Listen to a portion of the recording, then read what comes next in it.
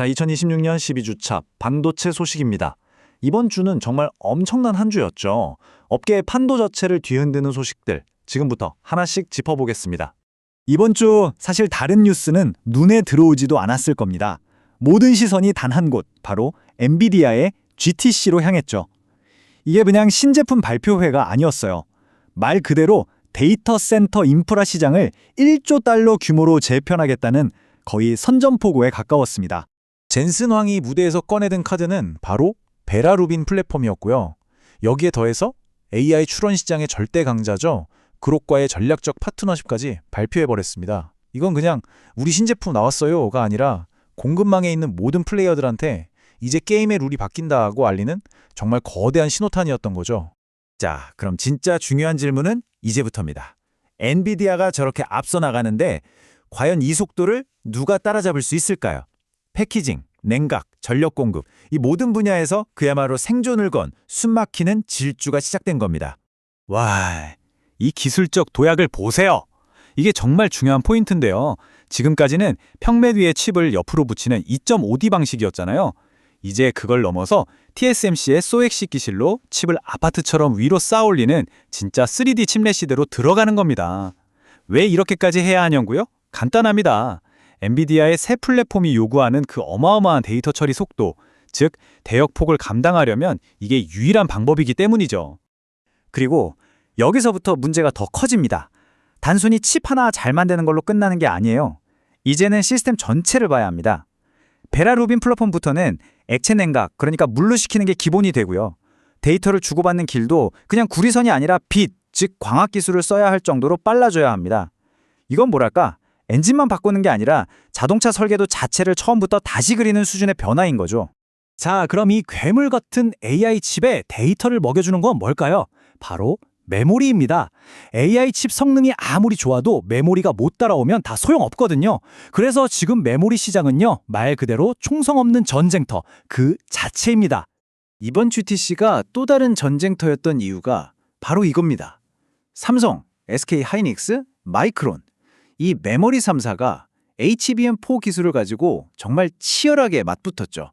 왜냐하면 차세대 AI 칩의 성능을 결정하는 마지막 열쇠가 바로 이 HBM4거든요.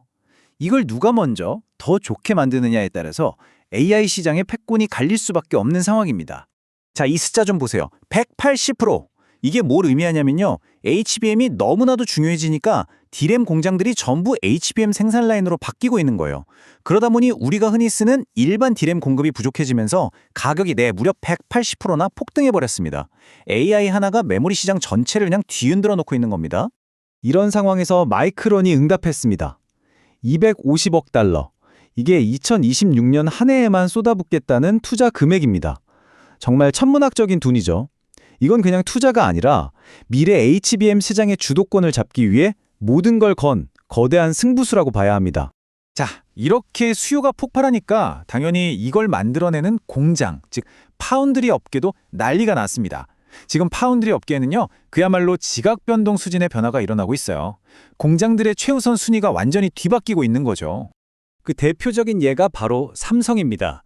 지금 들리는 소식에 따르면 오픈AI에 HBM4를 공급하기 위해서 평택에 있는 핵심 공장의 생산 능력, 그러니까 캐파의 절반 이상을 HBM 베이스 다이 만드는 데 쓴다는 거예요. 이건 정말 엄청난 결정입니다. 기존의 주력이었던 로직 칩 생산 비중을 줄이고 AI 메모리에 회사의 미래를 걸겠다는 거대한 전략적 방향 전환이죠. 그런데 재밌는 건 동전의 양면처럼 정반대 현상도 일어나고 있다는 겁니다.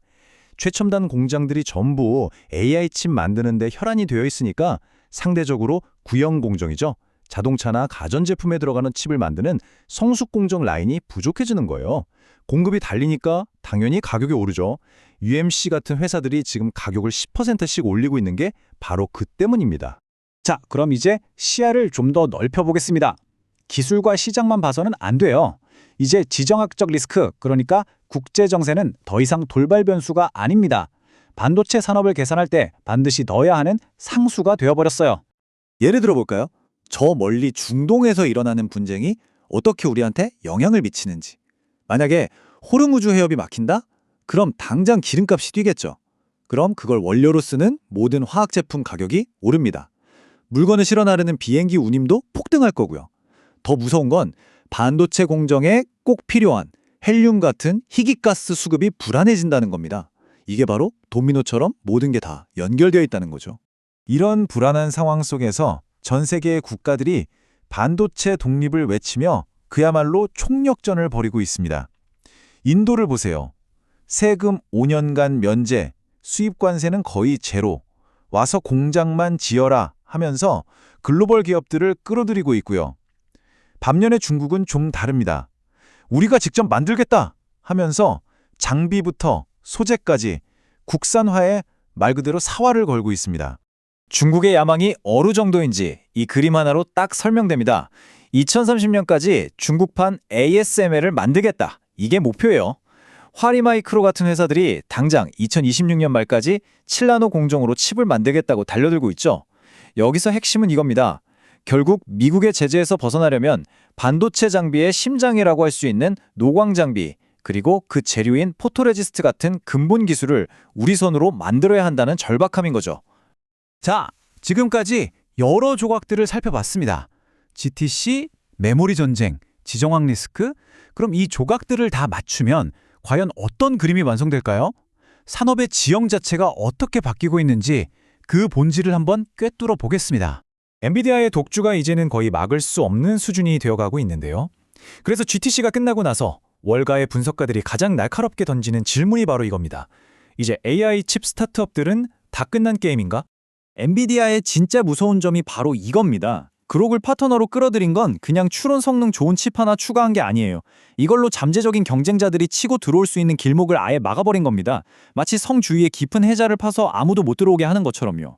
과거에 멜라녹스를 인수해서 네트워킹 시장을 장악했던 것과 똑같은 전략이죠. 하드웨어부터 소프트웨어까지 자기들만의 왕국을 더 단단하게 구축하고 있는 겁니다.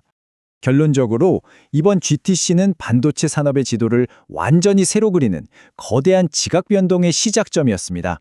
1조 달러라는 엄청난 시장을 향한 경주는 이제 막 시작됐죠. 하지만 우리가 명심해야 할 건 딱 하나입니다. 지금의 HBM이나 패키징 같은 병목 현상을 해결하고 나면 분명히 또 다른 우리가 전혀 예상하지 못했던 곳에서 새로운 병목이 터져나올 거라는 사실입니다. 과연 다음 전쟁터는 어디가 될까요?